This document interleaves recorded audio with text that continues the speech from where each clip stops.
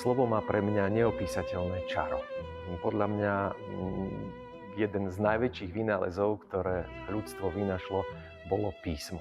Slovo pre mňa neznamená len zhluk nejakých 5 hlások, ale zároveň, tak ako starí Gréci hovorili, logos. A to znamená zmysel, reč, rozum, myšlienku. A keď sa sklbí tá láska k písmu, k slovu, k logosu s láskou k histórii, tak z toho nemôže vzniknúť nič iné, než nejaký časopis, publikácia, kniha. A ja som preto veľmi rád, že som mohol participovať napríklad na zostavení monografie o obci Sielnica, monografie o obci Trnie. Zároveň bolo pre mňa veľkou výzvou mapovať život perzekvovanej novinárky Oty Plávkovej. Som veľmi rád, že sa to podarilo a vznikla publikácia Nič neodvolám. Už ten názov hovorí o tom, že jej život bol veľmi ťažký, pretože ona stále zostávala ako redaktorka Československého rozhlasu Štúdio Banská Bystrica v 60. rokoch na tých demokratických princípoch Pražskej jary.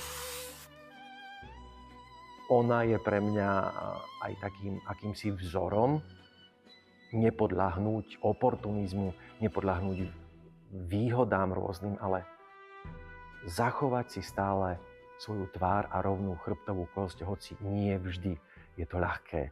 Ohnivým mečom vás treba vyhnať z mesta! Plávková! Mať dnes rád svoj národ, to nie je ľahké. To znamená predovšetkým zostať s ním. Mám len jednu chrbtovú kosť a tá mi narastla rovno. A kabát tiež nezvyknem prezvykať. Snažím sa vymyslieť, čo robiť. Len jedno jediné a povedať to nahlas. Zároveň mám dobrý pocit z toho, že spolu s kolegami, nadšencami pre históriu, ale aj odborníkmi, historikmi, vydávame časopis posledné 2 roky Koleso a ten mapuje dejiny z Volenskej kotliny, zároveň mapuje osobnosti. Prečo to všetko robím? Snažím sa byť občiansky aktívny, pretože občianska aktivita je veľmi veľkou hybnou silou v krajine. Túto aktivitu sa snažím prepojiť s láskou k spoločnosti a zároveň k regiónu, k miestu, v ktorom žijem. A preto robím to, čo mi je blízke.